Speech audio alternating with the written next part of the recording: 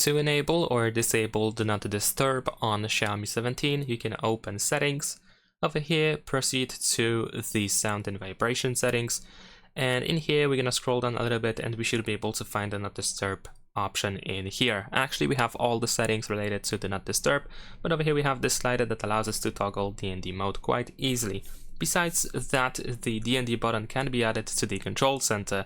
It is not accessible by default, but if you tap on Edit at the bottom of the screen, then over here in System Toggles, you should be able to find the DND. So we can add it to this list over here, and we're gonna tap on this check in order to save it.